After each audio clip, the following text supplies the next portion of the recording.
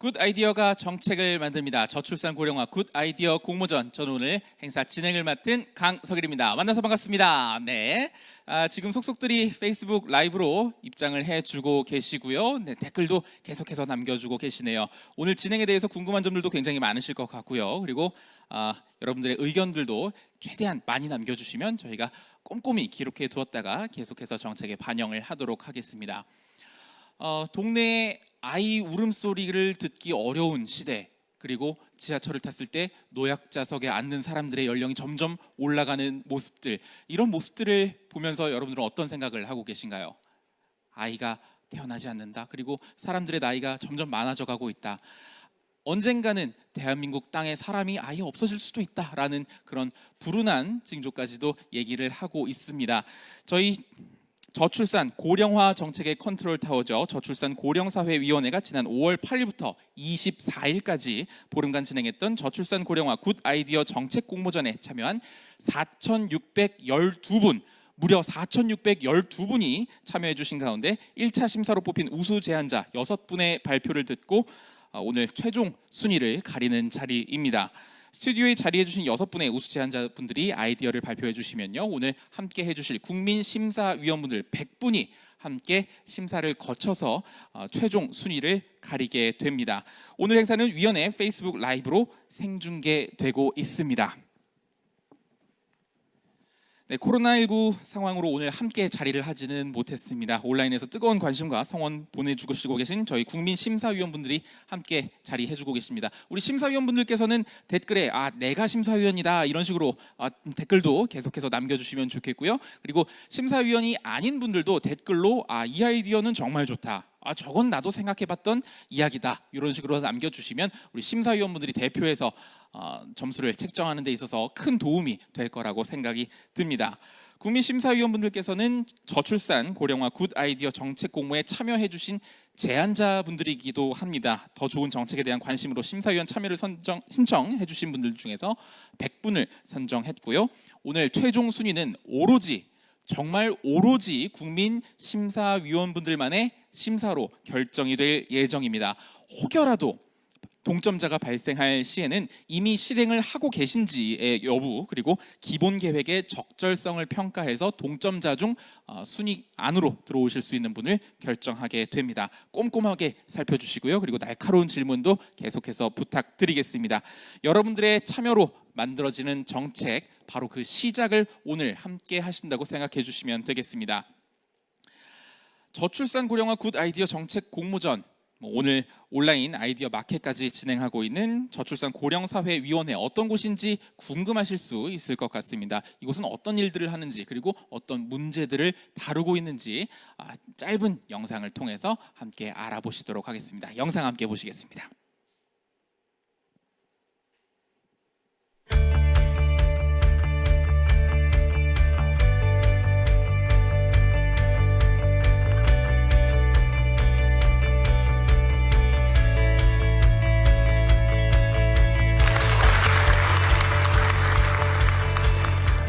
결혼, 출산, 육아하면서도 자신의 일과 자신의 삶을 지켜나갈 수 있도록 해주는 것, 그게 가장 중요한 것 같습니다.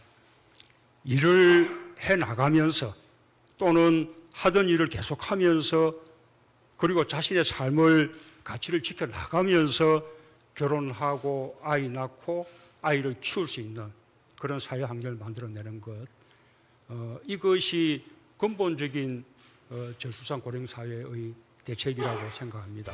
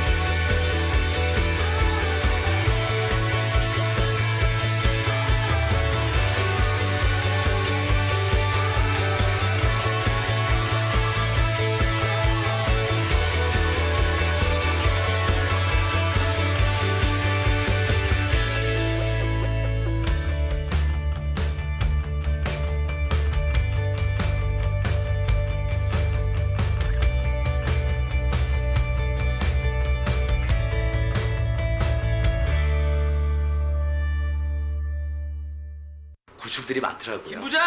인생 다 이런 건가요? 나도 아이도 행복해지는 웹드라마 아이와 아이. 퇴근할 때까지 애 맡아줄 곳이 있었어. 이것저것 검사하면 비용도 많이 한부모 가정이 되다 보니까 혼자서 애 보랴 이런. 피디님은 전세 얼마짜리 사세요? 저출산 고령사회위원회가 당신의 고민을 함께 고민합니다. 지금 페이스북에서 웹드라마 풀 영상을 즐기세요. 네, 저출산 고령사회위원회 정말 우리 대한민국이 당면한 가장 중요한 문제를 다루고 있는 곳이 아닐까 싶습니다. 그래서 모셔봤습니다. 위원회 박진경 사무처장님과 함께 우리 위원회가 그동안 어떤 일들을 했는지 그리고 향후 계획까지 함께 알아보는 시간 갖도록 하겠습니다. 여러분, 박진경 사무처장님을 모시겠습니다.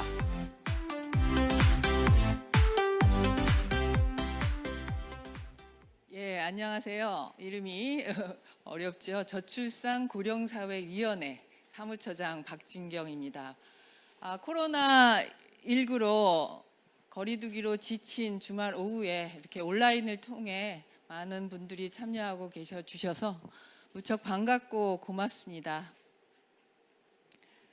지난 2주간의 짧은 기간임에도 불구하고 4,612명이 저희 위원회로 좋은 아이디어를 보내주셨습니다. 저출산 정책에 많은 관심 보내주신 모든 분들께 진심으로 감사드립니다. 보내주신 굿 아이디어는 위원회가 정책을 만들어가는데 큰 힘 될 것으로 생각합니다. 우리 저출산 고령사회 대책의 컨트롤 타워인 우리 위원회의 탄생과 역할을 잠깐 소개해드리도록 하겠습니다. 우선 베이비붐 세대라는 말 들어보셨죠? 현재는 30만 명이 한 해 태어납니다. 70년대까지만 해도 한 해 100만 명이나 되는 출생아가 태어났고, 이를 두고 당시 하나만 낳아 잘 기르자라는 산하 제한 정책을 세울 때였죠. 그것은 90년대까지 이어졌습니다. 이로 인해 1.5명의 출산율로 급감하였는데, 거기에 안타깝게 우리는 98년 IMF를 겪었었죠. 그에 따라서 2000년 들어서면서 1.17까지 출산율이 떨어지면서 전 세계적으로 우리나라는 최저의 출산율 국가가 되었습니다. 이에 노무현 대통령은 이를 심각하게 여기고 2005년에 저출산 고령사회 기본법을 제정하였고, 또한 민간과 정부가 합동으로 추진기구인 지금의 저출산 고령사회위원회를 만들었고, 그때부터 국가 아젠다로 저출산 대책을 다루기 시작했습니다. 위원회에서 하는 일 중에 가장 대표적인 일은 5년마다 기본계획을 수립하는 것입니다. 이를 또 함께 관리하는 역할까지 하고 있는데요. 그동안 15년간 1차, 2차, 3차 이렇게 3번의 기본계획을 수립한 바 있습니다. 그러나 청년들이 출산을 기피하는 근본적 원인은 좀 방치한 채 출산 장려 정책과 또 공허한 출산율 목표를 기본계획에서 세우고 우리 그동안 세월을 보내왔습니다. 그러나 바꿨습니다. 더욱 떨어진 출산율 앞에 늦었지만 정부는 저출산 대책은 곧 국민의 삶의 질 제고여야 한다는 패러다임 전환을 하게 된 것이죠. 앞서 명상에서 보셨듯이 문재인 대통령은 저출산은 우리 사회와 국가가 개인의 삶의 질과 또 선택을 존중하지 않았던 데 원인이 있다고 보고, 결국 출산 장려에서 벗어나 모든 세대의 삶의 질 제고와 성평등 구현을 목표로 두고 청년들이 미래를 계획할 수 있도록 통합과 연대가 살아 숨쉬는 포용적 대한민국을 만드는 것으로 방향을 전환하였습니다. 아직 그 기간이 남아있던 3차 계획을 이러한 목표하에 함께 돌보고 또 함께 일하는 사회, 또 함께 준비하는 노후 등 모든 세대가 행복한 또 지속가능한 사회를 만들기 위한 과제 중심으로 수정하였습니다. 이러한 수정 이후 지난 2년간 추진한 대표적인 정책 몇 가지를 말씀드리면, 우선은 모든 아동에게 아동수당을 지급하고 있습니다. 그리고 질 좋은 보육 서비스 제공을 통해 양육 부담을 줄이고자 노력하고 있습니다. 두 번째로는 근로시간 단축과 남성 육아 참여 확대를 통한 일생활 균형 여건을 개선하고 있습니다. 세 번째로는 청년 일자리 대책과 함께 청년 신혼 부부 주택 지원 확대가 이루어지고 있습니다. 그리고 마지막으로 전통적 가족 형태, 즉 우리는 정상가족 프레임에서 벗어나야 합니다. 한부모나 미혼부, 또 사회적 가족 등 이미 다양한 가족이 우리 이웃으로 있습니다. 그들에 대한 존중과 또 지원들로 확대해 나가야 할 것입니다.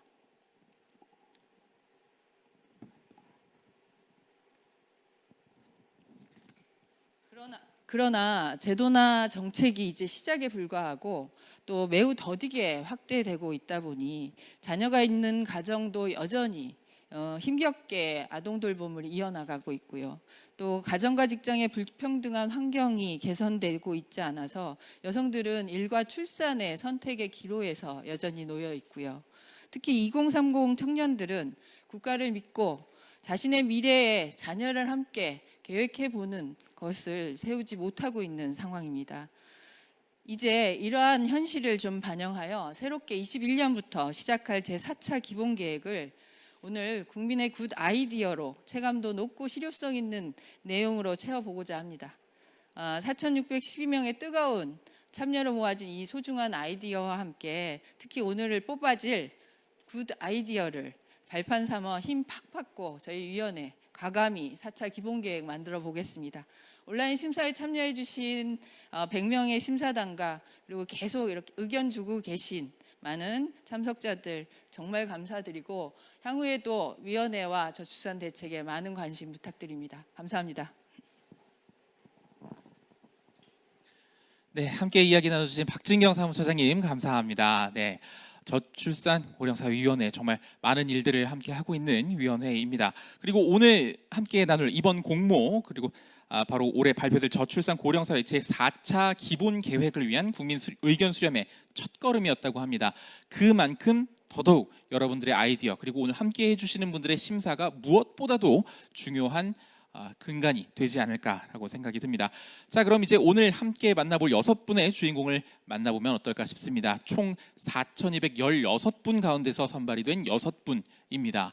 어마어마한 경쟁률을 뚫고 이 자리까지 함께 해주셨고요. 국민심사위원분들께서는 지금부터 귀를 아주 크게 열고 발표자들의 이야기를 세심하게 들어주시면 좋을 것 같습니다. 발표 시작과 동시에 심사를 할 수 있는 타운홀 입장도 잠시 후에 바로 마감을 하도록 하겠습니다. 혹시 아직까지도 입장이 안 되어 있으신 분들은 지금 즉시 입장을 해주시면 되겠습니다. 이후에는 입장이 어려우니까요. 꼭 참고를 해주시고 지금 바로 입장 버튼 눌러주시면 되겠습니다. 자, 이제 첫 번째 발표입니다. 아무래도 더 많이 떨리실 것 같습니다. 현실에 맞는 난임 지원이라는 주제로 발표해 주실 이윤주님을 박수로 모시겠습니다.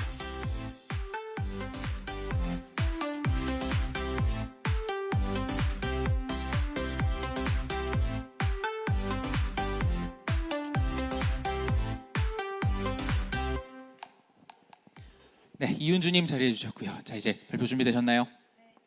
많이 떨리시는 것 같은데요. 네. 괜찮죠? 네, 좋습니다. 발표 그럼 지금 부탁드립니다.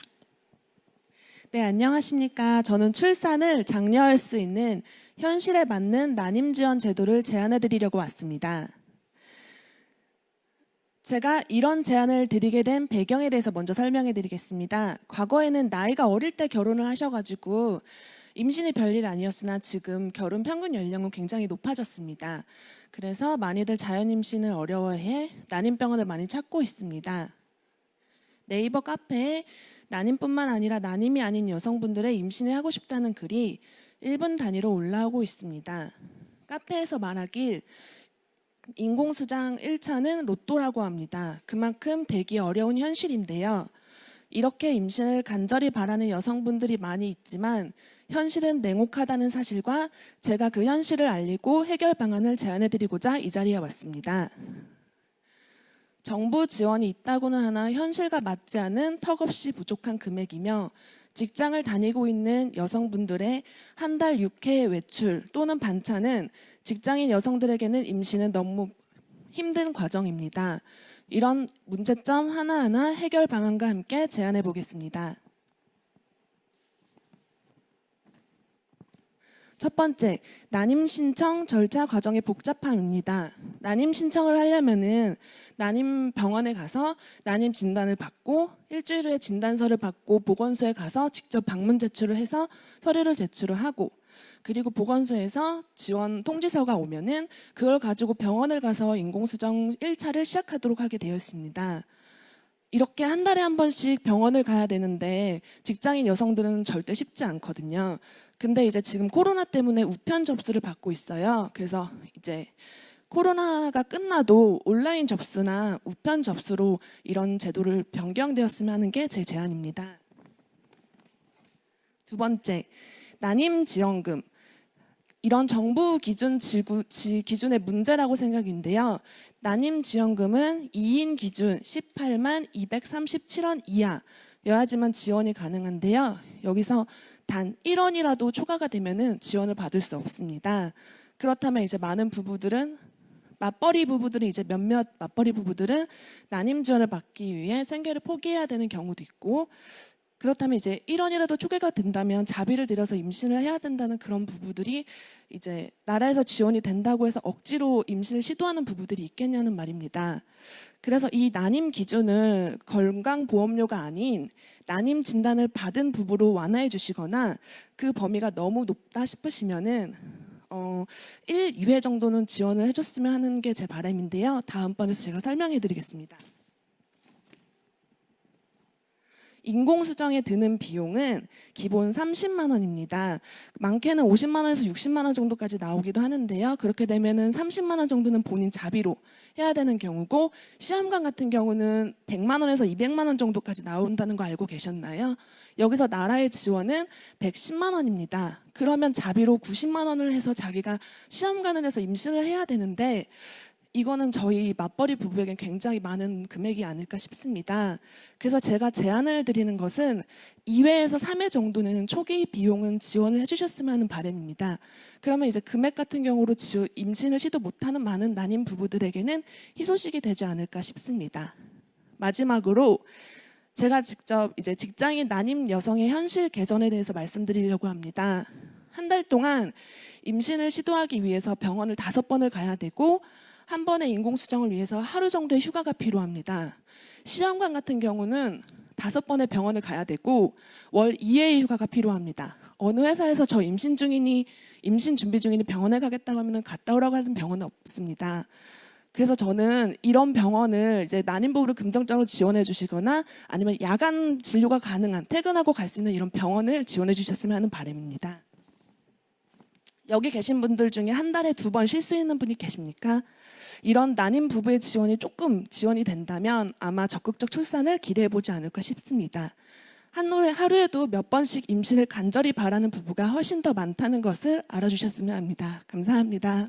네, 멋지게 발표를 마무리해 주셨습니다. 어떻게 보면 출산과 육아에 대한 가장 강렬한 의지를 가진 우리 난임 부부들이기도 하죠. 네. 저출산 문제의 가장 직접적인 문제 해결의 시작이 될 수도 있는 부분입니다. 네. 난임 문제에 대해서 정말 여러 가지 걸림돌이 있겠습니다만은 딱 한 가지만 꼽아보자라고 하면은 지금 머릿속에 떠오르는 게 어떤 게 있을까요? 저는 맞벌이 부부들을 위해서 이제 임산부가 떳떳하게 회사의 휴가 혹은 외출 이런 게 배려할 수 있는 이런 사회적 환경이 좀 만들어져야 된다고 싶은데요. 그게 안 된다고 하면 제가 아까 말씀드린 것처럼 야간 진료가 가능한 퇴근하고 갈 수 있는 그런 예. 병원이 많이 생겼으면 하는 바람입니다. 근무 중에도 갈 수 있게 하는 분위기, 그리고 혹은 그렇게 되지 않는다면 회사 끝나고 갈 수 있을 만한 그런 환경을 조성할 필요가 있다. 굉장히 구체적으로 잘 얘기해 주셨고요. 지금 현장에서도 계속 온라인으로 질문이 오고 있습니다. 한진성님, 김민경님 질문을 해 주셨는데요. 난임 부부에게 경제적 유인이 물론 도움은 되겠지만 적극적 출산 증가에 유인이 된다고 보시는 근거는 무엇인지 알고 싶습니다. 라고 얘기를 해 주셨습니다. 경제적으로 도움을 드리는 게 적극적으로 출산 증가에 유인이 된다라고 보시는 근거, 어떻게 보면 뭐 통념으로도 어느 정도는 해소를 할 수 있겠습니다만 여기에 대한 정확한 근거 이렇게 얘기해 주실 거리가 더 있을지요? 네, 많은 부부들이 한 달에 맞벌이를 한다고 치면은 많아봤자 500, 600 정도의 부부들도 많이 계시는데요. 이런 부부들에게 제가 한 달에 200만 원씩 임신을 하려면은 매달 200만 원씩 시도를 할 금액. 이것도 확실히 성공하는 금액이 아니고 시도를 할 수 있는 금액이라고 하면은 이걸 나라에서 무조건 지원을 해주신다고 하면은 아마 임신을 시도하려는 난임 부부들이 많이 계실 겁니다. 이 금액 때문에 부딪혀가지고 난임 부부들이 많이 시도를 못 하시는 부분들도 계실 거거든요. 네. 그래서 이제 이런 지원 정책 이런 게 조금 더 지원이 된다면 아마 출산을 조금 고려할 수 있지 건의할 수 있을지 할 생각이 듭니다. 네. 급여의 2분의 1, 3분의 1, 4분의 1 정도를 써야만 하는 상황인데 그걸 지원해주면 당연히 증가가 되지 않겠느냐라는 귀결로 마무리를 해주셨습니다. 질문을 하나 더 할 시간이 어떻게 괜찮을까요? 네, 다음 질문입니다. 정수영님이 남겨주셨고요. 네, 다른 분의 질문으로 넘겨보도록 하겠습니다. 정모아님, 난임의 경우 나이가 들수록 난임의 확률이 더 클 텐데요. 그렇죠? 이런 지원 정책이 늘어남에 따라서 임신하려는 시도도 더 늦어지는 폐해도 있지 않을까요? 그러니까 이런 정책이 있기 때문에 사람들이 임신을 더 뭐 나중에 하지 뭐 이런 식으로 생각을 하지 않을까요?라는 우려를 표해 주신 것 같아요. 많은 결혼하신 부분들께서는 임신을 하려고 많이 시도를 하고 계시고요. 이유는 나이가 많아질수록 임신이 어렵다는 걸 많이 알고 계시고요.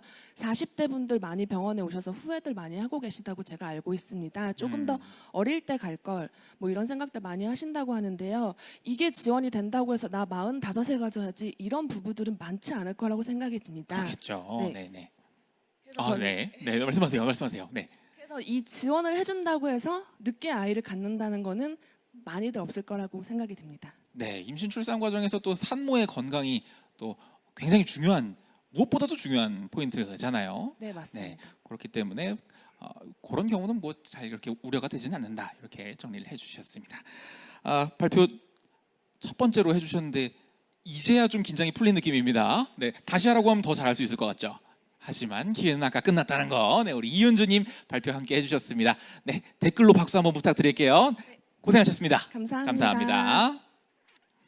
자, 이제 두 번째 발표자를 만나볼 시간입니다. 첫 번째 발표자 하는 내용들을 보면서 이제 좀 긴장이 많이 풀리셨을 것 같아요. 두 번째 발표자 만나보도록 하겠습니다. 가족 다양성 보장이 해법이라는 주제로 제안을 발표해 주실 박영진님을 모시도록 하겠습니다. 네. 이분도 긴장했습니다. 네. 굉장히 이게 마음 편하게 해주시고요. 뭐 앞에 한 4,000명밖에 없으니까 그냥 마음 편하게 드시고 말씀을 해주시면 되겠습니다. 저출산 고령 사회를 위한 당신의 정책 어떤 내용인지 박영진님의 발표를 들어보겠습니다. 안녕하세요. 가족 다양성 보장이 해법이다라는 제안을 들고 온 박영진이라고 합니다. 우선 그 제안 배경을 먼저 말씀드리도록 하겠습니다. 한국의 합계 출산율은 0.92명 시대를 맞이했는데요. 이게 결혼과 출산이라는 법리적, 전통적 관점에 저출산 대책으로 일관하는 바람에 이런 상황이 발생했다고 저는 생각했고, 이런 저출산 대응이 재고되어야 하며 이런 저출산 고령화에 대응하는 입체적 접근법으로 저는 가족 다양성을 한번 고민해봤습니다. 또 한편으로는 가족 다양성의 경우 좀 국민적인 여론도 함께 고려해 봐야 되는 부분이라고 생각해서 저는 한번 법률론 이외의 가족에 대한 공감 여론도 좀 형성되고 있는 그 분위기를 좀 감지한 것 같습니다. 작년 8월에 여성가족부에서 가족 다양성에 대한 여론조사를 진행했었는데요. 이때 그 비혼으로 형성된 가족도 가족으로 인정해줘야 된다는 사람들이 응답자의 81% 정도에 달했습니다. 그래서 한국도 이제 이런 가족 다양성에 대한 수용이 가능한 사회에 진입했다라고 저는 감히 말씀드리고자 합니다. 이를 바탕으로 제가 제안드리는 내용은 일단 입양특례법 제11조 개정입니다. 그러니까 입양특례법 제11조의 경우에는 쉽게 말씀드리면 출생 신고가 되어야 이 아이가 입양을 갈 수 있다라고 하는 취지의 법인데요. 이런 그 출산 신고에 대한 부담감이 일단 미혼모들에게는 좀 크게 작용하는 것 같습니다. 그렇기 때문에 그 자신의 아이를 뭐 유기하거나 살해하는 좀 극단적인 상황도 발생하긴 하는데요. 그러므로 어떻게 하면 산모에 임명화된 정보가 입양 희망 부부에게 제공될까? 이거를 좀 더 고민해 볼 필요가 있고, 또한 입양을 하는 가정에서도 이런 출산과 입양에 대한 차별적인 단어 표기보다는 동일하게 표시하는 정책적 용어 통일이 필요하다. 저는 이렇게 제안드리고 싶었습니다. 또 제 제안의 두 번째는 법률적으로 허용하는 가족의 범위를 확대하는 것입니다. 현재 한국의 가족법은 법적 혼인 혈연 관계를 중심으로 해서 이 가족을 정의하고 있고, 이 정의를 기반으로 해서 가족에 대한 복지 혜택 등이 제공되고 있습니다. 그렇기 때문에 법률적으로 가족이라고 인정되지 않는 비혼 가정, 미혼모, 미혼부, 그리고 동성 연인 같은 경우에는 가정을 꾸릴 수도 없고, 이런 가족을 대상으로 하는 복지 정책의 사회 안전망으로부터 배제된 상황입니다. 그렇기 때문에 법률적으로 허용하는 가족의 범위를 확대해서 이런 사회적 보호를 받을 수 있는 가족의 영역을 늘려나가야 한다. 이게 제 두 번째 제안입니다.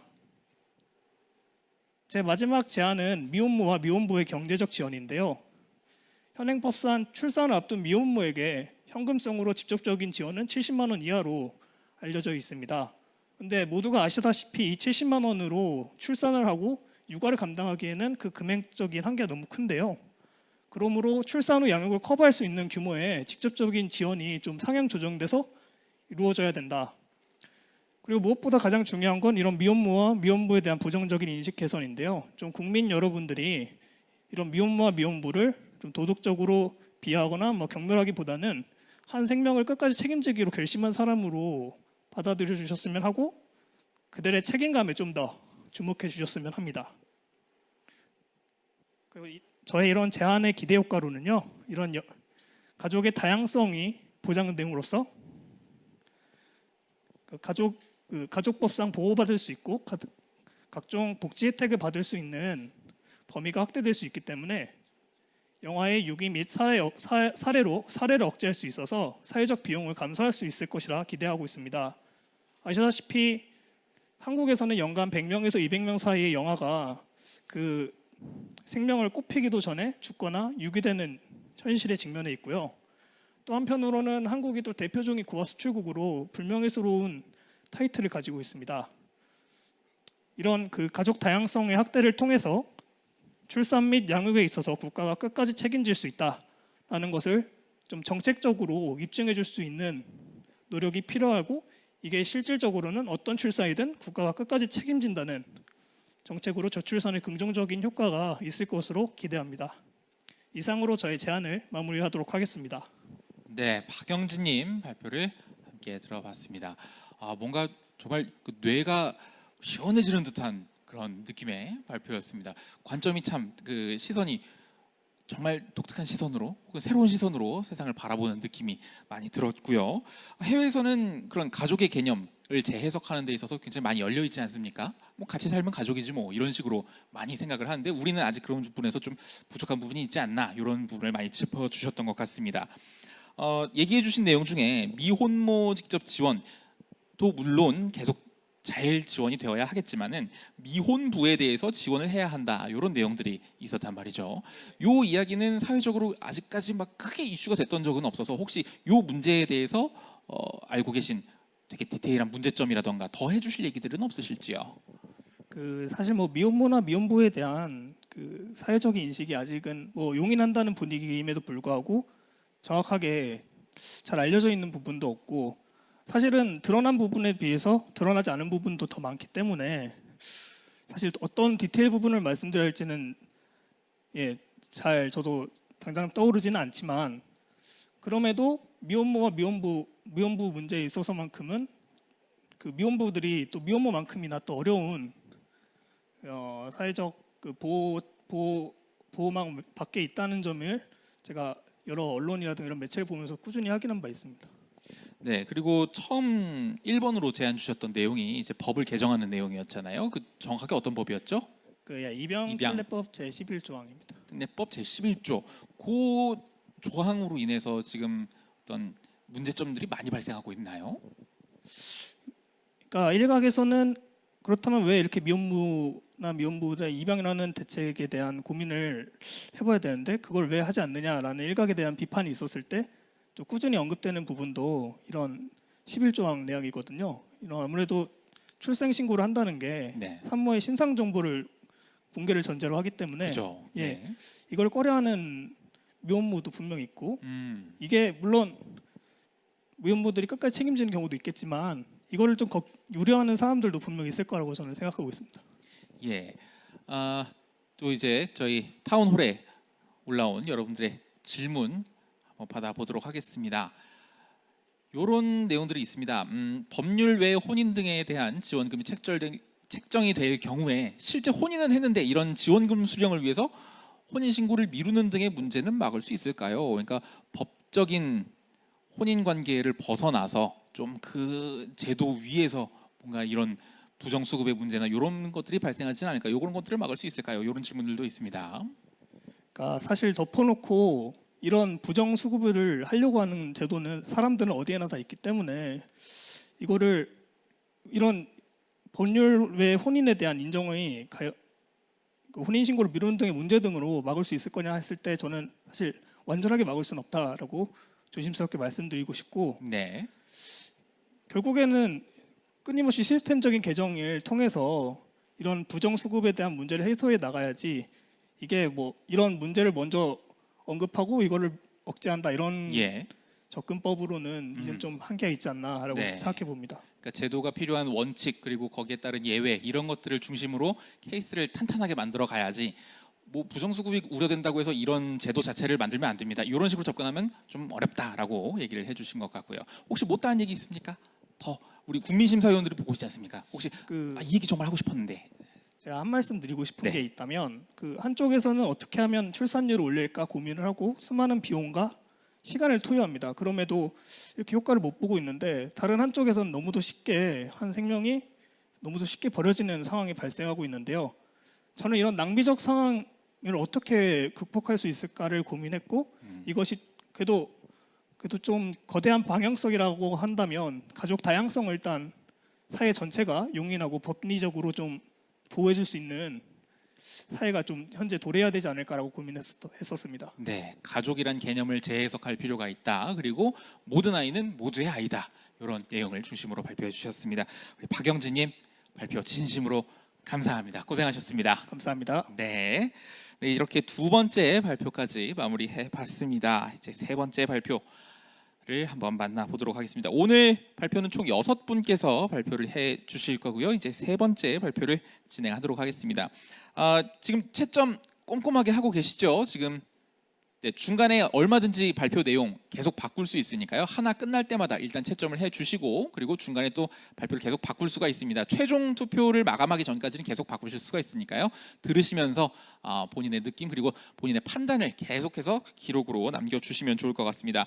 자, 세 번째 발표자분, 일하며 아이 키우기 행복한 대한민국 성평등과 성교육이라는 주제로 제안을 발표해 주실 성채원님의 발표를 들어보겠습니다. 안녕하세요. 세 번째 발표자 성채원입니다. 저는 일하며 아이 키우기 행복한 대한민국 그 기반엔 성평등과 성교육이 필요하다고 말하고 싶습니다.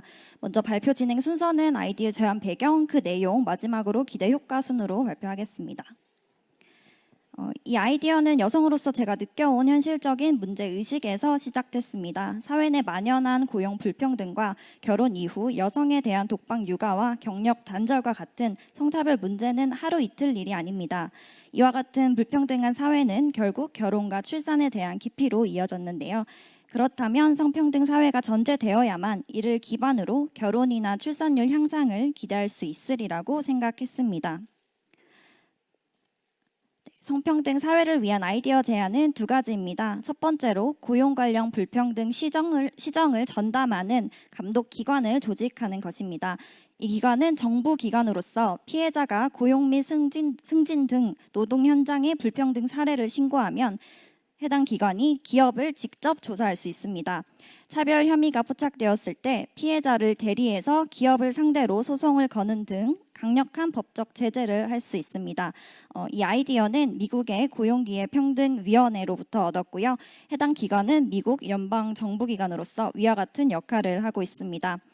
일예로 2005년에 EEOC는 로펌 시들리 앤 오스틴을 상대로 여성 파트너 32명에 대한 성차별이 확인되었다며 소송을 제기했고요. 2,750만 달러, 한화로 334억 원의 배상금을 받았던 사례가 있습니다. 다음 제안은 성교육 표준안을 현실에 맞게 전면 개정하고 이를 정규 교육 과정에 편입하는 것입니다. 지난 22일 경기 북부경찰청에서 밝힌 바에 따르면 3월부터 디지털 성범죄를 집중 단속한 결과 성착취물 제작 및 유포 등 관련 사범 74명을 검거했는데요. 이 중 10대 청소년이 52명으로 70%를 차지했습니다. 4차 산업혁명 시대의 청소년들을 위한 성교육과 페미니즘 교육이 반드시 필요함을 보여주는 씁쓸한 결과였습니다. 엠번방 사건과 같은 현실의 문제를 제대로 반영한 교육은 최소한의 사회적 안전장치가 될 것입니다. 이를 통해 올바른 성의직 함양에 기여할 수 있습니다. 이에 대한 기대 효과로는 첫째, 고용 불평등 및 성차별 해소를 위한 기업 차원의 자체적인 노력을 강제할 수단이 생긴다는 것입니다. 장기적으로는 여성이 느끼는 고용과 경제 측면의 두려움을 해소하고 이후 결혼 및 출산에 대한 긍정적인 인식의 확산을 기대할 수 있습니다. 이는 결혼과 가족 형성에 대한 부정적인 인식 해소와 이어집니다. 자아가 형성되는 시기부터 올바른 성의식이나 가치관을 공유함으로써 젠더 갈등 완화와 미래 성범죄율 하락에 기여할 수 있습니다. 마지막으로 한마디 덧붙이자면 이제 저출산 고령사회위원회에서 본 공모전은 사회 현상의 결과만이 아닌 원인을 파악함에 있어서 국민의 의견을 듣고 반영하려는 노력의 일환으로 느껴졌습니다. 이후로도 건설적인 역할로서 자리매김하길 바라며 발표를 마치겠습니다. 감사합니다. 네. 마지막 멘트까지 아주 깔끔했습니다. 네, 마지막 멘트는 아까 여기 옆에 서가지고 잠깐 생각하신 것 같은데, 네, 성평등 그리고 성교육에 대한 내용을 얘기해 주셨습니다. 근데 성평등에 대한 내용을 얘기해 주셨는데 전담기관이 생겨야 된다 이렇게 얘기를 해주셨어요. 근데 제가 알기로 지금 관련된 내용은 이제 고용노동부 관할의 업무이기도 하고요. 또 이 업무들을 또 담당하시는 분들이 있기는 한 걸로 알고 있습니다. 그런데도 불구하고 전담기관이 생겨야 된다. 어떤 이유에서일까요? 네, 일단 이제 남녀고용평등법에서 고용 성차별 문제에 관해서 벌금이 최대 500만 원 이하로까지밖에 안 되거든요. 사실 이게 실효성이 그러니까 고용 성차별 문제를 해결하기 위해서는 예. 법적 제재가 조금 약하다는 생각이 들었어요. 500만 원이면 뭐 관련돼 내고 말지 뭐 이런 식으로 돼버릴 수 있으니까. 네네, 네. 제가 예를 들었던 게 미국의 이제 그 위원회 같은 경우에서는 EEOC. 네네, EEOC에서는 실제로 이제 소송을 해서 제기해서 하나로 334억 원 그 정도를 이제 334억이요. 네네, 물론 그 법률 그러니까 로펌에서 이제 파트너가 34명에 대한 피해자에게 간 거긴 하지만 어쨌든 상대적으로 굉장히 차이가 많잖아요. 징벌적인 역할을 하는 거군요. 그런 의미로 그래서 이제 전담 조직이 기업을 직접 조사를 하고 또 피해자를 대리해서 소송을 함으로써 법적인 지원을 또 추가적으로 해줄 수 있고요. 이렇게 함으로써 기업에서는 아무래도 더 부담이 되리라 생각이 들어요. 그래서 이제 자체적인 노력을 또 추가적으로 유발할 수 있는 수단이라고 생각이 되고 또 이로 인해서 그러니까 전담 기관이 생김으로써 관련 법률을 제정하는 데도 이제 기여할 수 있지 않을까 하는 생각을 해봤습니다. 네, 그러니까 단순한 선언적인 규정이나 뭐 지켜면 좋고 아니면 뭐 어쩔 수 없고 이런 레벨이 아니라 전담 기관을 통해서 조금 더 강제성을 많이 부여해 보자 이런 내용들이었던 것 같고요. 또 다음 여러분들이 보내주신 질문 계속해서 보도록 하겠습니다. 정모아님인 것 같은데요. 정모아님은 거의 모든 질문에 지금 다 인기인입니다. 네, 법률 외 혼인 등에 대한 지원금이 책정될 경우에 실제 요거 아니군요. 죄송합니다. 아까 했던 질문이네요. 죄송합니다. 네, 김수진님입니다. 4분 전에 올려주셨고요. 불평등 사례의 구체적인 예가 있을까요? 내용만 봐선 너무 추상적입니다. 뭐 저희가 시간이 짧으니까 이제 중심적인 내용들을 위주로 했는데요. 고용 불평등 사례 혹시 알고 계신 게 있으시다면 구체적인 내용으로 하나만 좀 부탁드려도 될까요? 네. 기업이나 이렇게 얘기해. 네, 알고 계신 이야기. 같은 것들. 네네네. 제가 최근에 이제 기사를 찾아보면서 봤던 거는 이제 제 구체적으로 말하는 어떤 기업에서 그 그러니까 그 직원을 뽑을 때 여성을 뽑지 않음이라고 아예 이렇게 된 채용 공고에 네네, 여자는 채용- 안 됨. 네, 이렇게 써 아예 있는 거군요. 그렇게 써 있는 경우가 있어요. 대놓고. 네네. 하지만 근데 그게 만약에 실제로 크게 법적 제재가 만약 이루어졌다면 그렇게까지는 쓰지는 못하겠죠. 올릴 생각조차도 못해야 맞는 거죠, 사실은. 네, 이게 특히 그리고 이제 현재 공기업이나 대기업 같은 경우에서도 이제 그러니까 블라인드 채용을 했을 때 여성과 남성을 뽑히는 비율이 그러니까 비슷하던지 아니면 뭐 여성이 더 많았다면 면접으로 넘어갔을 때 이제 여성인 것을 확인을 하고 점수가 좀 더 깎이는 경우가 이제 발견됐다는 관련 기사들도 있었고요. 네, 그런 거가 관련을 해서 이제 한 성별이라고 해서 그러니까 고용과 관련해서 이제 차별을 당하는 경우가 사실 실제적으로 굉장히 많고요. 또 OECD에서 봤을 때 여성이 남성보다 이제 임금 관련해서 한 30% 정도 그 이상이 이제 임금이 낮다고 나와 있어요. 그래서 그런 부분들이 이제 고용 성차별과 관련한 내용들이라고 말씀드리고 싶습니다. 네네. 뭐 관련된 내용들은 사실 되게 오랜 시간 동안 그리고 또 굉장히 흔하게 기사를 통해서도 굉장히 보도가 많이 됐던 부분이기도 합니다. 이런 얘기들을 또 하면은 이제 또 대결 구도로 가져가는 거 아니냐 이런 식 얘기하는 것들이 많은데 뭐 팩트니까요. 사실 그런 것들이 존재한다라는 건요. 질문을 하나 좀 더 볼까요? 여러분들 반응도 있네요. 고용 불평등 시정을 위해서 전담기관 조직 신설되는 거 동의합니다. 네, 그렇고요. 그리고 변호사 선임 비용 같은 것들도 지원받을 수 있으면 좋겠어요. 그렇죠. 뭐 이렇게 얘기를 하려고 했는데 변호사 비용 몇백만 원 내야 되는데 이거 안 하고 말지 이러지 말고 변호사 비용을 지원해라. 요 내용 또한 제안 내용에 한번 또 넣어보면 좋을 것 같고요. 네. 당선되시면 저분을 잊지 마십시오. 네, 송영호님이네요. 네, 좋습니다. 굉장히 공감한다는 내용들이 많이 올라와 있었습니다. 혹시 한 20초 정도 남아 있는데 못다한 얘기 있을까요? 네, 일단은 그리고 이제 고용 성차별 관련해서 얘기를 많이 했는데 이제 성교육 관련한 문제에서도 이제 현실에 맞게 개정한 성교육이 필요하다고 생각이 들었어요. 이제 2015년에 이제 제정이 됐었는데 문제가 많아서 2017년에 또 개정을 했었어요. 근데도 그거와 관련해서 이제 좀 문제 사항이 많이 발견이 돼서 실제적으로 이제 좀 실효성이 많이 떨어진다. 네, 그래가지고 새롭게 성교육을 또 현실에 맞게 개정했으면 좋겠다는 생각이 들었습니다. 그렇습니다. 좀 극단적인 사례들이 너무나 많기 때문에 개정될 필요가 있다라고 얘기를 해주셨습니다. 우리 발표해 주신 성채원님 진심으로 감사드립니다. 감사합니다. 네, 수고하셨습니다. 네, 이제 네 번째 발표로 넘어가 보도록 하겠습니다. 어느덧 총 6분의 발표 이제 반환점을 돌아섰습니다. 우수 제안자 네 번째 발표입니다. 퇴직 노인 이력뱅크 운영이라는 제안을 발표해 주실 조현찬님을 모시겠습니다. 네, 안녕하십니까. 퇴직 노인 인력뱅크 정책을 제안하는 조현찬입니다. 반갑습니다. 네, 자, 우리나라는 세계적으로 유례없는 급속한 고령화와 의료기술 발달, 베이비붐 세대의 은퇴를 맞이해 건강하고 고학력의 풍부한 경력을 가진 이전의 노년층과는 다른 이른바 신노년층이 증가하고 있습니다. 지금 노인 3명 중 1명은 대학을 다녔고요. 앞으로는 5명 중 3명, 4명입니다. 현재 60대 인터넷 사용률이 88.8%고요. 민주화와 대중문화의 성장을 이끈 넥타이 부대가 노년층 대열에 합류하게 된 겁니다.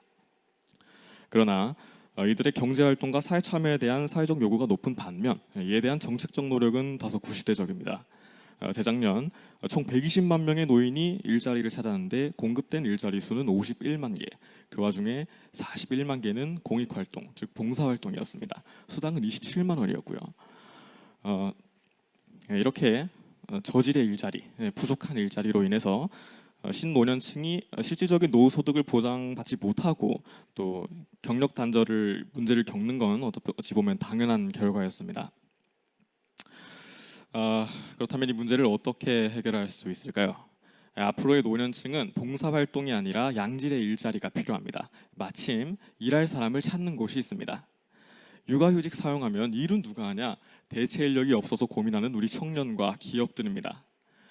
그래서 저는 그 대안으로 퇴직노인 인력뱅크를 제안합니다. 퇴직노인 인력뱅크는 청년층의 육아휴직 등으로 인한 업무 공백에 해당 직종에 경력 있는 노인 인력을 미리 확보하여 적시에 노인 대체 근로자를 알선하는 구인구직 지원 시스템입니다. 노인구직자, 사업체, 출산육아기 근로자를 대상으로 노인 일자리 사업 확대, 업무 공백 방지, 근로자의 경력 유지를 목표로 합니다. 즉 단순한 노인 일자리 창출이 아니라 나아가 청년층의 휴직 보장을 지목하여 육아휴직 부담 없는 직장 환경을 조성하는 것이 본 정책의 궁극적인 비전입니다. 자세하게 어떻게 운영이 되느냐? 일단 기본적으로는 일자리 매칭입니다. 노인 인력에게서 이력서를, 기업에게서 공백이 발생한 그 업무에 대한 정보를 받습니다. 다시 말하면 노인이 어떤 일을 얼마나 했고 어떤 일자리를 원하는지, 기업이 어떤 업무에 어떤 사람이 필요하고 그 자리는 어떠한지 양쪽에서 정보를 받아서 데이터베이스를 구축해 적시에 맞춤형 노인 대체 인력을 알선해 주는 겁니다. 그리고 다양한 지원책으로서 또 그 지원, 또 교육, 인센티브를 들 수 있겠습니다. 각 대상자에게 적절한 교육과 컨설팅을 지원해서 안정적인 대체 인력 활용을 도울 필요가 있겠습니다. 또 기업에 대한 인센티브입니다. 대체 인력을 고용하는 기업의 이중 부담을 해소하기 위해 현재 고용부가 지급하고 있는 대체 인력 고용 지원금을 확대하고 또 추가적인 혜택도 고려해 볼 수 있겠습니다. 네, 그렇다면 퇴직노인 인력뱅크가 그린 대한민국의 미래 청사진은 어떤 모습일까요? 기대 효과입니다. 네, 첫째, 지금부터라도 변화하는 노년층에 맞는 일자리를 창출하여 공급자 중심이 아닌 수요자 중심의 복지를 실현합니다. 네, 일할 의사와 능력이 있는 한 최적의 일자리를 보장하는 사회적 고용망을 구축한 것입니다. 둘째, 정부의 재정에 의존하지 않는 시장형 일자리, 또 실질적인 노후를 소득을 보장해주는 일자리, 또 단순한 봉사활동이 아니라 제대로 된 일자리, 이런 양질의 일자리를 창출하여 현행 사업의 문제를 모두 해결할 수 있습니다. 마지막으로 단순한 노인 일자리 창출이 아니라 더 나아가 청년층의 휴직 보장을 지목하기 때문에 출산율 증가, 노인 빈곤율은 또 감소, 근속연수는 또 증가 등 청년부터 노령까지 전 세대의 삶의 질을 보여주는 경제, 사회 지표들이 모두 향상될 것입니다. 네, 본 정책이 저희 은퇴하신 부모님과 또 결혼을 미루고 있는 제 동료를 보고 구상한 정책입니다. 세대 간의 협력으로 모두가 윈윈해서 저출산, 고령화라는 이중고를 모두 해결할 수 있었으면 참 좋겠습니다. 네, 이상 퇴직노인 인력뱅크를 제안한 조현찬이었습니다. 감사합니다. 네, 수고하셨습니다. 조현찬님, 목소리가 아주 꿀성됩니다. 지금 목소리 좋다고 댓글에서 반응이 아주 막 기가 막힙니다. 네, 근데 이 퇴직노인 인력뱅크 어떻게 보면 국가 주도의 인력 플랫폼인 워크넷하고도 좀 비슷한 구석이 많이 있는 것 같고요. 근데 이런 실제 운영 사례가 국내외에 있을지요? 물론 노인의 전문성이나 또는 생산성을 추구하는 시도는 있었습니다만 노인을 대체 인력으로 활용한 사업은 아직까지 없었고요. 본 정책이 차별적이라는 점 또 강조드립니다. 비슷한 사례로는 제가 사는 부산에서 경력 단절 여성을 대체 인력으로 활용하는 사업을 해보았습니다. 조사 결과 실질적으로 대체 인력 고용이 육아휴직 부담 없는 직장 환경, 아이 낳기 좋은 환경을 조성한다는 것이 증명이 됐습니다. 그러나 청년층이 아무래도 한시적인 일자리를 선호하지 않고 또 자체적인 교육을 시도했으나 단기적이라 또 사업체가 요구하는 업무 능력을 충분히 갖추지 못했다는 한계가 있었습니다. 하지만 노인 인력을 활용하게 되면 이런 한계를 모두 극복할 수 있을 것으로 보입니다. 실제로 한시적인 일자리를 선호하시고 또 희망하는 임금 수준도 낮고요. 또 충분히 이미 해당 직종에서의 경력이 있기 때문에 간단한 재교육만으로 재교육비를 절감해서 즉시 업무에 투입될 수 있을 것입니다. 네, 한시 근로 일자리, 그러니까 육아휴직이나 어떤 잠깐 자리를 비워야만 하는 그 1년, 2년짜리 단기 일자리이지만 청년들이 여길 가는 걸 막 그렇게 좋아하지는 않으니까 이 일자리를 그나마 좀 희망하실 수 있는 세대는 노인 세대다라고 상정을 하시고 요 매칭을 구상을 해주신 것 같습니다. 다른 분들의 질문도 한번 볼게요. 이 직접적인 단어들을 굉장히 많이 쓰십니다. 우리 최명길님이 질문을 해주셨고요. 이미 더 머리가 빨리 돌아가고, 네, 머리가 빨리 돌아간다는 표현이 있습니다. 네, 이미 더 머리가 빨리 돌아가고 고학력자인 청년들도 일자리, 단기 계약직도 부족한 상황인데 기업에서 굳이 노인을 쓰려고 할까요? 단기 인력뱅크인데 노인분들이 적응을 잘 할 수 있을지도 문제가 될 것 같습니다. 그러니까 김대리가 육아휴직을 냈어요. 김대리 자리가 비었습니다. 김대리 자리에 김씨 할아버지가 왔어요. 그래서 옛날에는 김대리 부르면 예 하고 왔는데 김대리 부르면 예 하고 오는 거예요. 이 상황, 이 좀 이상하지 않냐라고 물어보신 것 같아요. 네, 아무래도 문화적인 문제 충분히 예상할 수 있습니다. 네. 아무래도 유교적인 풍습 또 선후배 문화가 있는 한국에서 쉽게 예상해 볼 수 있는 문제인데 저희가 실제로 그 노인분들에 대한 직무 보수 교육과 소양 교육을 지원해서 또 총체적인 그 안정적인 연착을 도울 것이고 또 실제로 그 노인 인력을 채용해 본 그 10인 이상 사업장 2,000곳을 대상으로 노인 인력 개발원이 조사를 해 보았습니다. 예상과 달리 또 문화적인 문제가 그다지 잘 부각이 되지 않았고요. 또 오히려 그분들의 성실한 근무 태도 또 지식 기술 노하우를 전수받는다는 점에서 어떤 긍정적인 평가가 있었던 것으로 확인이 됐습니다. 네, 그래서 쉽게 극복할 수 있는 문제로 보입니다. 아, 처음에만 좀 이상하지 좀 하다 보면 또 뭐 늘 그래도 왔던 것처럼 자연스러워질 것이다.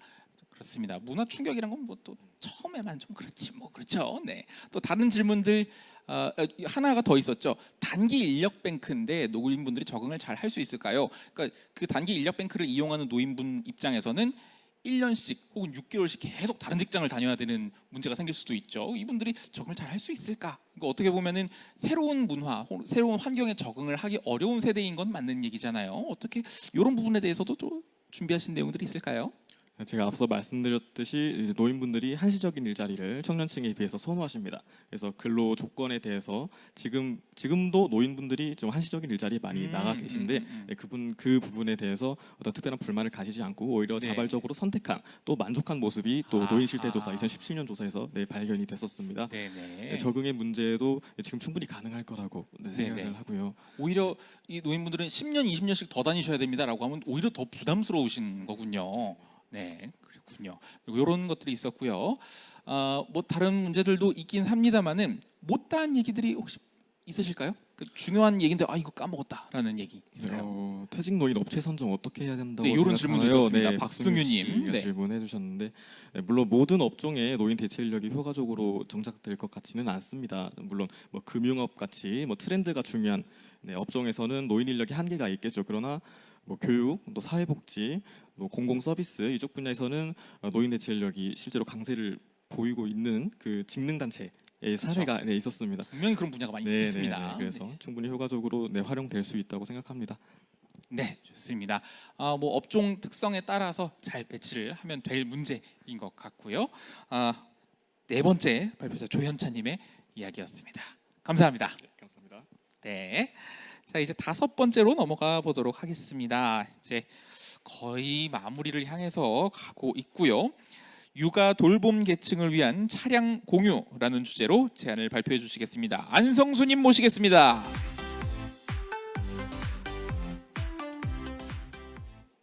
안녕하세요. 반갑습니다. 다섯 번째 발표를 맡게 된 안성수라고 합니다. 제가 오늘 발표할 제목과 내용은 육아 돌봄 계층을 위한 차량 공유고요. 제안 배경, 제안 내용, 기대 효과 순으로 좀 발표를 하겠습니다. 제안 배경은 이렇습니다.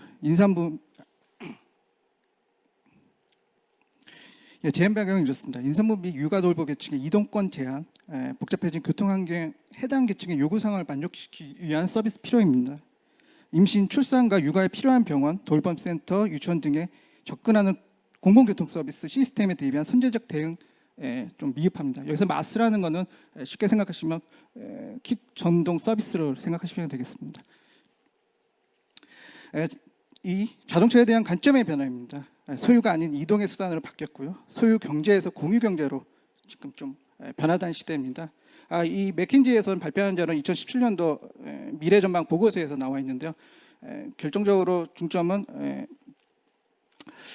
미래에는 자동차 산업이 친환경으로 바뀐다는 내용이었습니다. 다음으로 제안 내용을 좀 말씀드리겠습니다.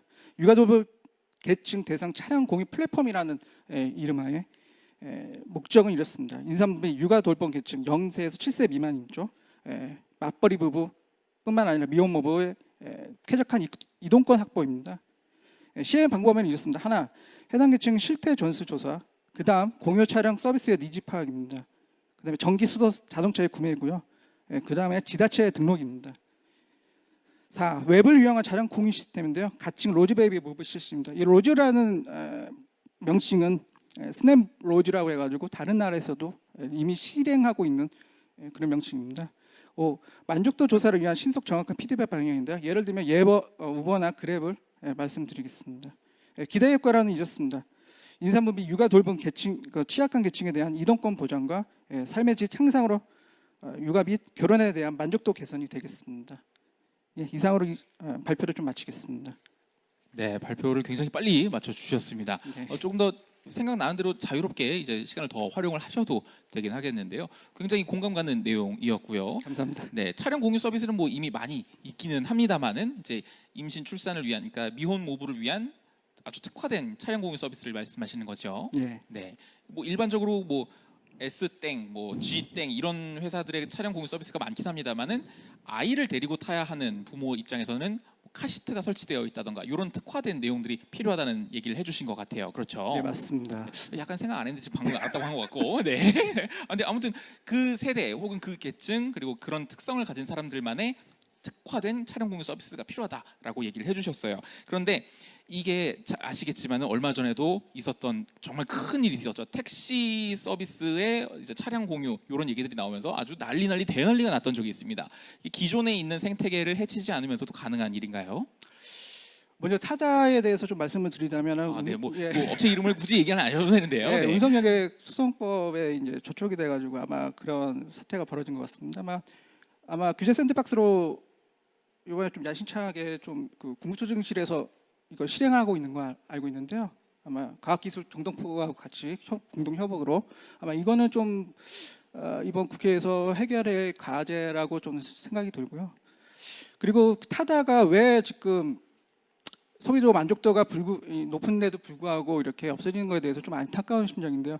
임산부 계층을 좀 이렇게 하는 이유가 있습니다. 거기서뿐만 아니라 이제 타다에서 이제 만족도 조사를 쭉 실시해봤을 때 여성뿐만 아니라 이제 임신, 출산 앞둔 그 계층한테 굉장히 높은 만족도를 얻었는데 아까 카시트 말씀하셨지 않습니까?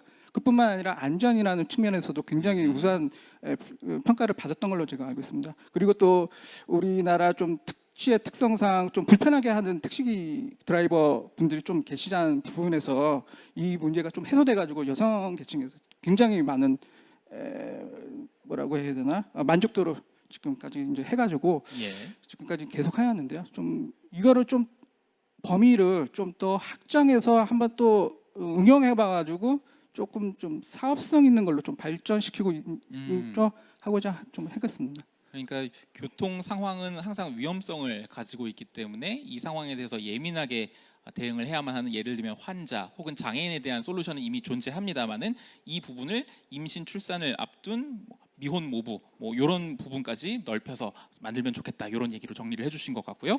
다른 분들의 질문도 한번 보겠습니다. 세 분의 이야기가 지금 올라와 있고요. 이호근님 질문입니다. 육아를 돌볼 계층 중에 차량 공유를 한다고 해서 출산율이 높아지나요? 이거 약간 좀 공격적입니다. 이 톤이 어떤 느낌이냐면은 차량 공유한다고 그 출산율이 늘어요? 이런 느낌이긴 한데 뭐 직접적이는 아니겠지만 뭐 연결고리가 분명히 있을 것 같아요, 그죠? 네, 맞습니다. 질문 굉장히 좀 핵심적인 질문이었고요.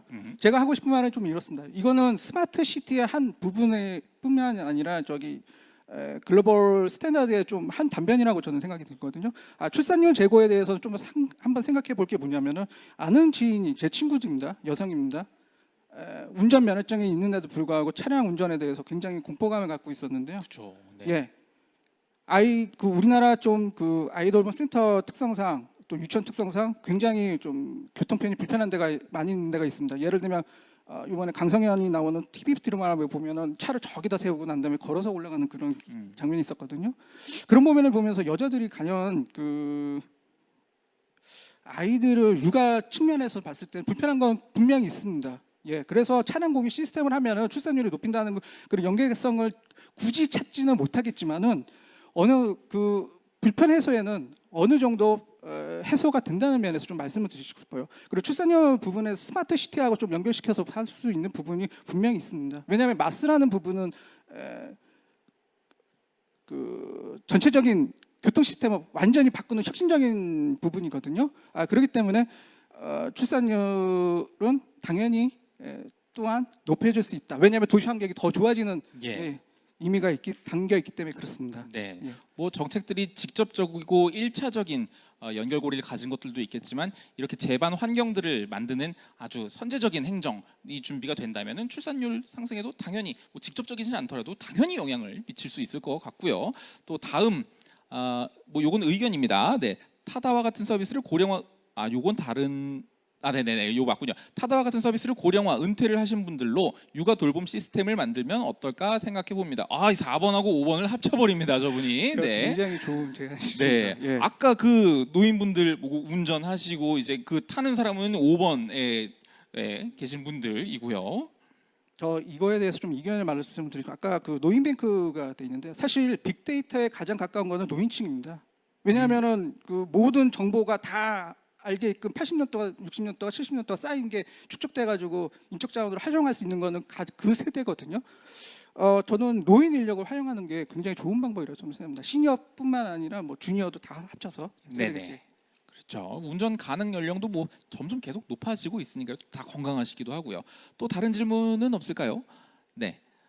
뭐 좀 잠깐 찾아보도록 하고요. 지금 사실 이 약간 공격하는 질문들이 약간 좀 있었어요. 네. 근데 뭐 그런 부분을 불식시킬 필요도 있고 혹시 아까 내가 놓친 말이 하나 있다 이런 그러니까 발표 워낙 짧게 하셨으니까 네네. 놓친 말이 있으면 지금 하시면 좋을 것 같은데요. 사실 그 이번에 4차 기본 계획이 아마 그 10월 달에 발표하는 걸로 알고 있습니다. 저출산 고령화에 대한 겁니다. 사실 우리에게 필요한 거는 정치적 상상력입니다. 예, 항상 그 전에 있었던 거를 답습하고 그냥 끝내는 게 아니라 어느 정도 확장했으면 좋겠습니다. 오늘 댓글을 좀 읽어봤는데요. 앨런 머스크에 대한 댓글입니다.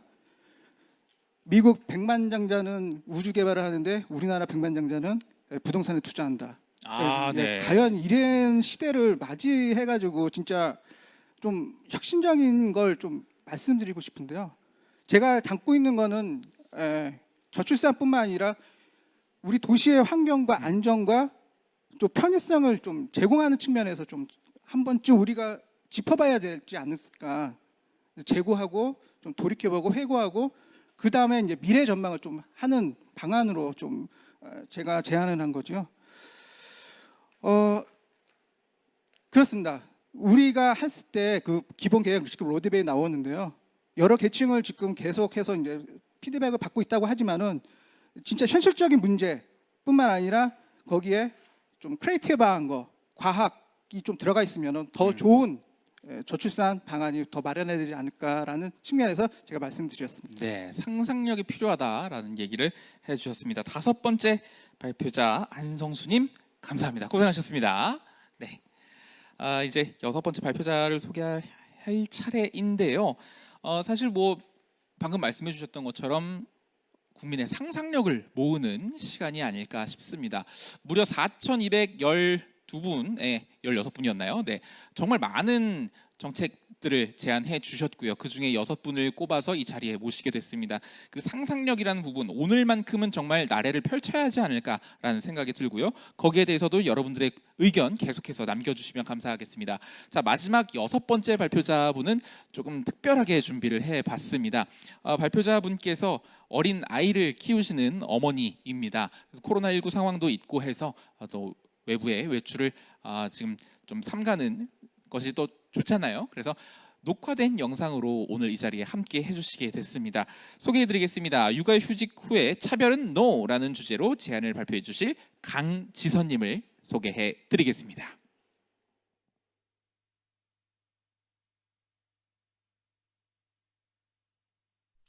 안녕하세요. 저는 8개월 된 딸아이를 키우고 있고 곧 회사 복직을 앞둔 워킹맘입니다. 저희 아이디어에 대해 발표할 수 있는 이 기회를 갖게 되어 무척이나 영광으로 생각하고 있습니다. 육아휴직 후 회사 복직을 앞둔 제가 그리고 저희 주변 친구, 동료들이 출산 후에 회사 생활에 대해 걱정했던 것들, 육아휴직 후 복직을 앞두고 우려하는 부분들에 대해 앞으로 이런 점들이 개선된다면 일하는 여성들이 출산에 대한 부담감을 조금은 덜 수 있을 거라 생각해 아이디어를 제안하게 되었습니다. 우선 제안 배경입니다. 우리나라는 올해 1분기 합계 출산율이 0.9명으로 1분기 역대 최저일뿐만 아니라 지난해 합계 출산율인 0.92명에도 미치지 못하고 있습니다. 올해 합계 출산율은 사상 최저였던 작년보다도 더 떨어질 가능성이 크다고 합니다. 합계 출산율이 1명을 밑도는 나라는 OECD 가입국 중 한국이 유일하다고 합니다. 저는 이런 뉴스를 접할 때마다 왜 한국 여성들은 더 이상 아이를 낳지 않으려고 하는지 생각해 보았습니다. 주변의 제 친구들만 봐도 아이를 낳고 회사 복직을 하는 것에 대해 상당히 부담을 느끼는 경우가 많이 있습니다. 물론 아이를 믿고 맡길 만한 시설의 부족 등 다양한 문제들이 있을 수 있지만 아이 양육을 떠나 회사 복직 자체에 부담을 느끼는 경우도 많습니다. 저출산 문제는 결혼이 늦어진 사회적 문제, 양육에 따른 경제적 부담감 등 복합적인 문제들이 얽혀 있어 이를 해결하기 위해서는 여러 분야에 많은 재원이 필요하고 오랜 시간이 걸릴 수도 있습니다. 하지만 육아휴직자에 대한 승진 불이익, 기피부서 우선 배치 등 잘못된 관행을 개선하는 것은 즉각적으로 실시할 수 있고 많은 재원을 필요로 하는 것도 아니며 그에 반해 큰 효과를 기대할 수 있을 거라 생각해 아이디어를 제안하게 되었습니다. 본격적으로 제안 내용입니다. 첫째, 육아휴직 후 복직하는 여성들의 경우 기피부서에 우선 배치하는 것이 관행처럼 굳어진 회사가 많은 것 같습니다. 육아휴직을 마치 긴 휴가처럼 여기고 이제 많이 쉬다 왔으니 많은 사람들이 가기 꺼려하는 부서에 가야 한다고 생각하는 경우가 많습니다. 복직자에 대해 무조건 인기 부서에 보내야 한다는 것은 당연히 아닙니다. 적어도 희망 부서를 지원할 수 있는 기회를 주고 그중 인력이 부족한 부서가 있다면 그 부서에 배치하는 등 육아휴직 후 복직자의 부서 배치에 대한 잘못된 관행이 개선돼야 한다고 생각합니다. 둘째, 육아휴직 기간 중에도 승진이 가능해야 한다고 생각합니다. 육아휴직 중 일정 기간은 근무 연수에 포함시키기는 하나 현실적으로 휴직자가 승진 대상자가 되기는 어렵습니다. 육아휴직 기간과 승진 시기가 맞물리는 경우 승진 대상자에서 아예 제외되는 경우가 대부분입니다. 결혼이 늦어지면서 과장 승진 시기와 육아휴직 시기가 맞물리는 경우가 많고 이를 이유로 아이를 갖는 것에 대해 부담을 느끼는 경우가 많습니다. 육아휴직 기간 중에도 휴직 전 근무 평정을 기준으로 승진 대상자에 포함시켜 승진 기회를 주어야 한다고 생각합니다. 셋째, 복직자에 대한 회사 적응 기간을 주어야 한다고 생각합니다. 단축 근무를 활성화하여 아이도 양육자도 새로 변화된 환경에 적응할 수 있는 유예 기간을 주어 복직에 대한 부담감을 덜어주고 회사의 변화된 제도나 업무, 전산 프로그램에 대해 부서 차원이 아닌 회사 차원에서 체계적으로 재교육을 실시해야 한다고 생각합니다. 마지막으로 기대 효과입니다. 무엇보다 육아휴직자에 대한 단축 근무, 재교육 기회 제공으로 육아휴직 후 복직 부담감이 감소되고 회사 적응 기간을 단축시킨다면 휴직자와 회사 모두의 업무 생산성이 증가할 것입니다. 또한 승진에 대한 불이익이나 휴직 후 복직 시 기피부서 우선 배치 등을 이유로 출산을 미루거나 기피하는 것을 방지하여 출산율을 높일 수 있을 것입니다. 저 자신조차도 아이를 낳기 전에는 육아휴직자에 대해 그들이 받는 불이익을 인식조차 하지 못하고 당연하게 여기며 지냈던 것 같습니다. 복직자에 대한 작은 배려, 육아휴직을 하지 않았더라면 가질 수 있었던 기회를 줌으로써 더 이상 여성들이 복직에 대한 부담감으로 출산을 미루거나 포기하는 일이 없기를 바랍니다. 감사합니다. 강지선님의 발표 함께 보셨습니다. 준비된 영상으로 함께 만나보셨고요. 역시 질문도 미리 준비해서 보내드린 내용들이 있습니다. 일단 발표 시간이나 이런 내용들은 저희가 형평성에 맞춰서 정확하게 함께 지키고 있는 상황이라는 점 먼저 말씀을 드립니다. 자, 첫 번째 질문 내용은요. 육아휴직 기간 중에 승진 대상이 되지 못하는 가장 큰 이유가 무엇일까요? 라는 질문이었는데요. 이 질문에 대한 답도 영상으로 함께 보시겠습니다.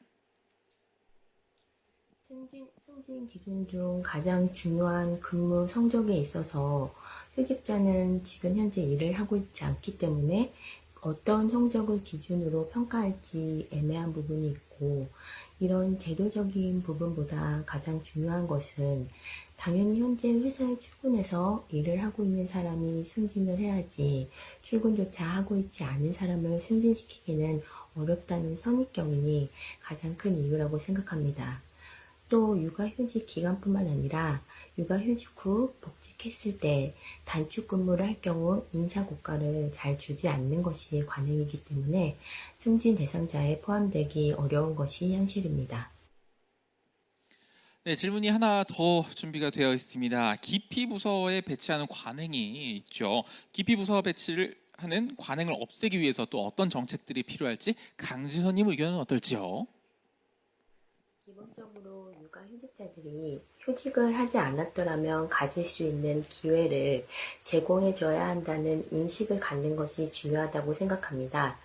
구체적으로 보통 인사이동 시즌에 직원들에게 희망부서를 지원받듯이 육아휴직자들이 복직을 할 때도 희망부서를 지원할 수 있는 기회를 주고 지원한 부서 중 인력이 부족한 부서가 있다면 그곳에 배치하는 것을 규정화하는 것이 필요하다고 생각합니다. 네, 이렇게 강지선님의 의견 함께 잘 들어봤습니다. 지금 타운홀에서 계속 점수 부여를 부탁드리고요.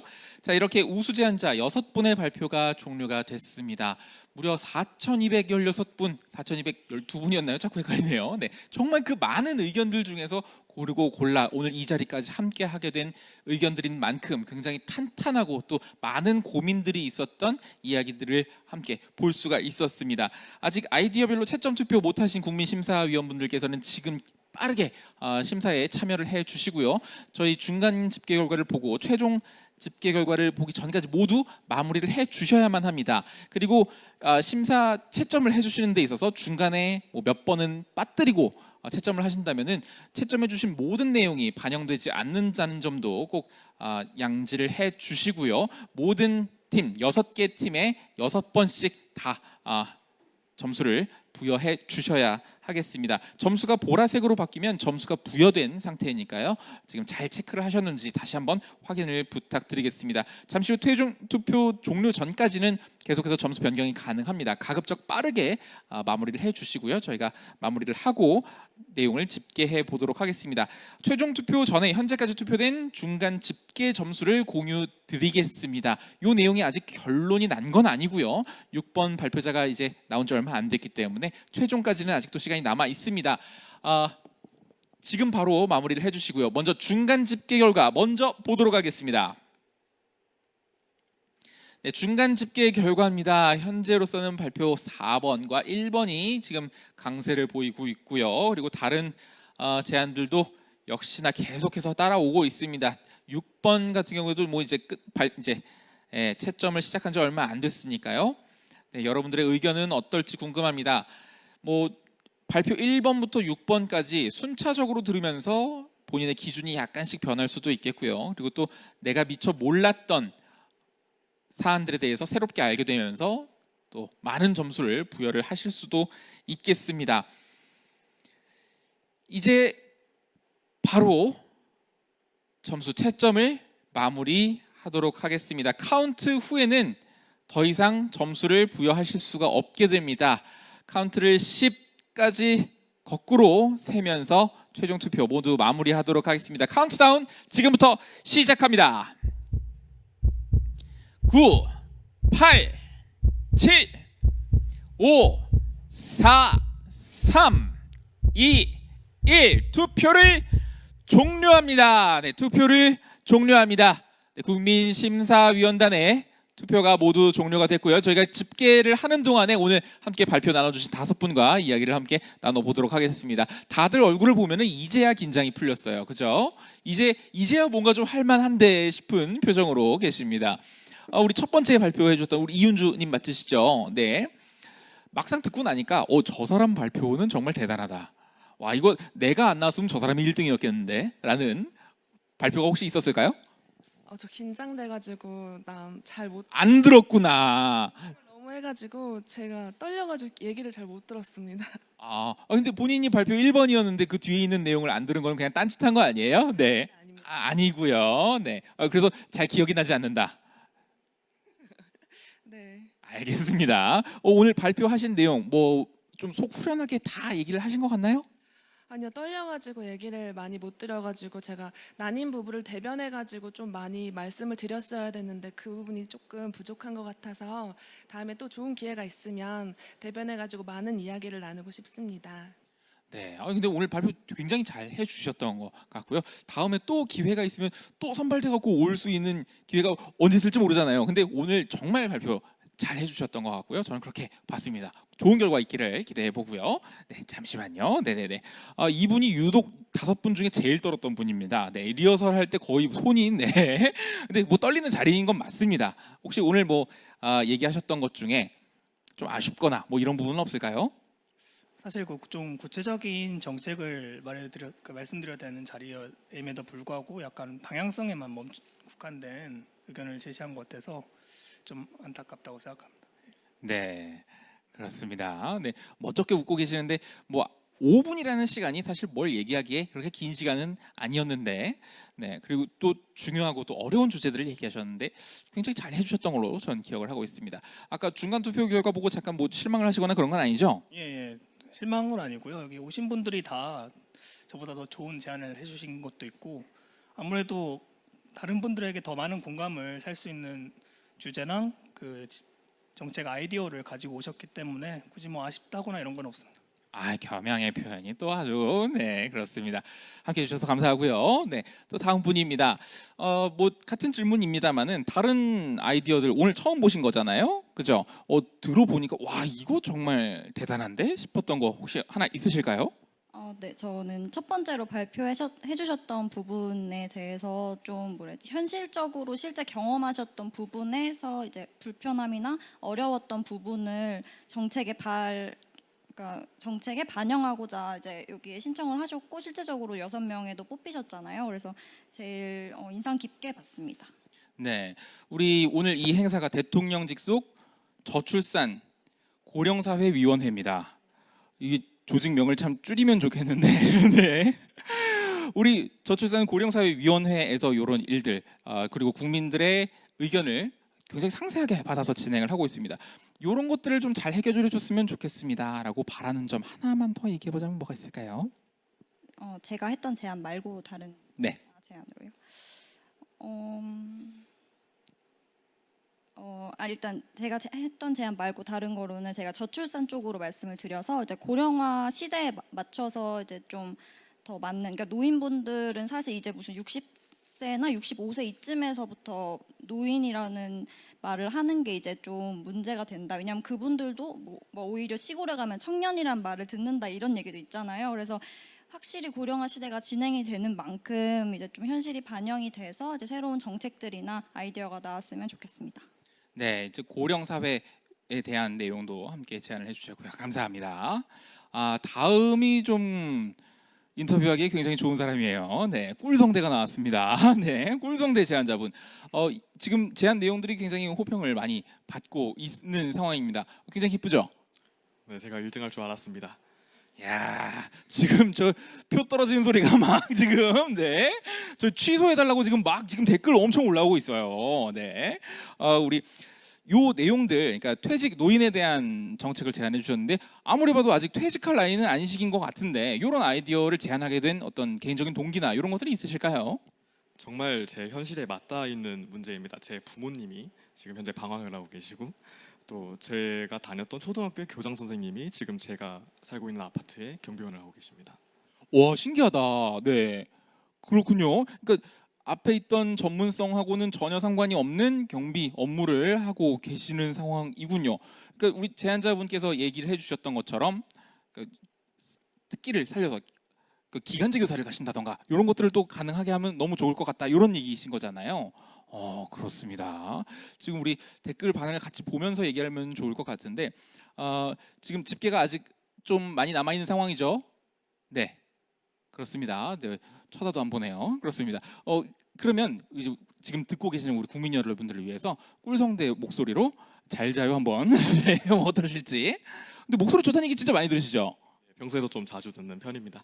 당당한 게 약간 기분이 나빠지려고 합니다. 네, 우리 국민 여러분 잘 자요. 이거 한 번만 부탁드릴게요. 네, 우리 국민 여러분 잘 자요. 목소리는 좋은데 약간 이 감성이 전혀 들어있지 않은 그렇습니다. 우리 부모님과 그리고 교장 선생님을 통해서 느꼈던 그 문제점들을 정책으로까지 제안하는 그 과정들이 있었을 겁니다. 어떤 부분을 특히 좀 많이 공부를 해보셨나요? 아무래도 실제로 정책을 만드는 입장이라서 좀 정책학을 되게 많이 공부를 했습니다. 그러면서도 또 현실에 맞닿아 있어야 되기 때문에 실제로 제가 인터뷰를 많이 다녔습니다. 저희 그 교장 선생님 말고도 뭐 다른 경비원분들도 인터뷰를 해봤고 또 저희 부모님뿐만 아니라 부모님 또래 다른 분들과도 인터뷰를 해봤습니다. 그래서 되게 조금 현실적으로 만들기 위해서 많이 노력을 했습니다. 네, 이게 직접 인터뷰까지 진행하실 정도로 굉장히 의욕적으로 진행을 해주셨네요. 이 정책이 만약에 받아들여진다라고 하면은 뭔가 특별히 나도 이 상황에서 이 제도를 통해서 뭔가 해보고 싶다, 혹은 주변 사람 누구에게 추천해주고 싶다, 이런 것들이 있을까요? 일단 제 아이디어가 국정에 반영이 된다면 그것만으로 저는 정말 좋겠고요. 저희 부모님이 얼른 인생 2막을 열 수 있었으면 참 좋겠습니다. 네, 부모님이 인생 2막을 열었으면 좋겠습니다. 정말 그 진심이 뚝뚝 묻어납니다. 아주. 네, 감사드리고요. 자, 마지막 발표자인데요. 방금 보시면 아시겠지만은 결과가 이제 나왔나요? 네, 결과가 나왔대요. 인터뷰를 네, 하면 좋겠는데 네, 결과가 나와버렸습니다. 네, 알겠습니다. 좋은 결과 있으시기를 기대해 보고요. 그리고 또 이따가 아까 전에 인터뷰를 워낙 좀 길게 진행했어요. 그죠? 네, 감사드리고요. 자, 이제 결과가 나왔다고 합니다. 집계 결과가 나왔고요. 오늘 온라인 아이디어 마켓 전적으로 국민 심사위원분들의 투표 결과, 심사 결과가 100% 반영이 되어 있습니다. 다만 동점자 발생 시에는 이미 실행을 하고 계신지의 여부, 그리고 4차 기본계획의 활용도 여부를 반영해서 결과가 발표될 예정입니다. 순위표 결과를 전달 부탁드리고요.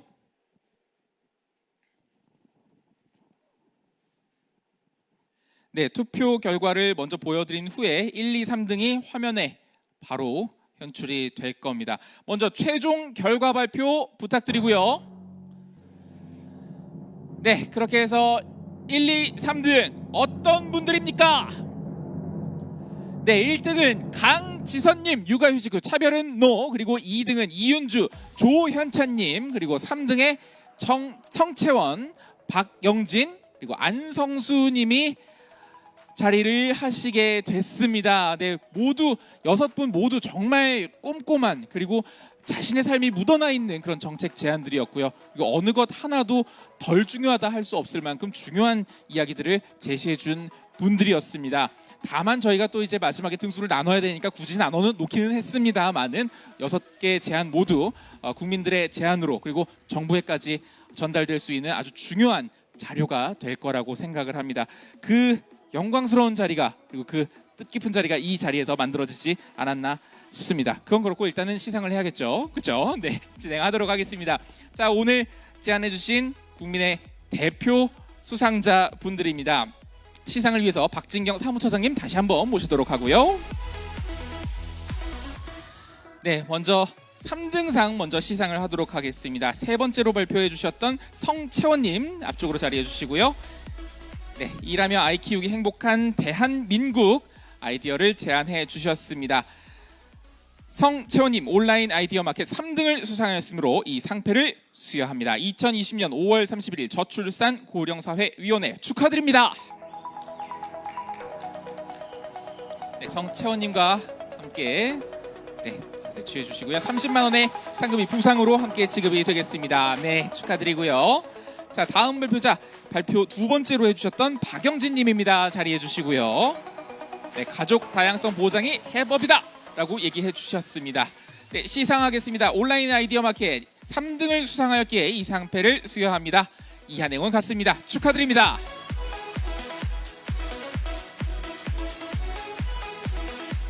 네, 마지막 3등상 수상자입니다. 안성수 님이고요. 육아 돌봄 계층을 위한 차량 공유 아이디어 제시해 주셨습니다. 네, 온라인 아이디어 마켓 3등 수상하였기에 이 상패를 수여해 드리겠습니다. 안성수님 축하드립니다.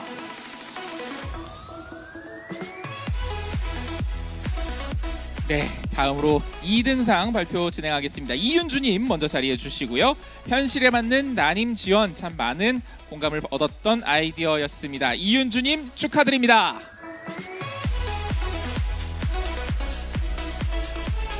네, 다음 발표를 4번째로 해주셨던 조현찬님, 퇴직 노인 인력뱅크 운영에 관한 아이디어였습니다. 네, 2등상을 수여하겠습니다. 조현찬님 진심으로 축하드립니다. 네, 축하드리고요. 마지막 1등상, 오늘 아쉽게도 자리를 함께 해주지 못하셨던 강지선님, 육아휴직 후 차별은 노라는 아이디어를 제시해 주셨습니다. 지금 보고 계실 텐데요. 제가 대리해서 수상을 하고 잘 전달을 해드리도록 하겠습니다. 강지선님 보고 계시죠? 네, 진심으로 축하드립니다. 100만 원의 부상 함께 전해드리도록 하겠습니다. 박수 한번 부탁드리겠습니다. 네, 이렇게 시상까지 함께 진행을 해봤고요.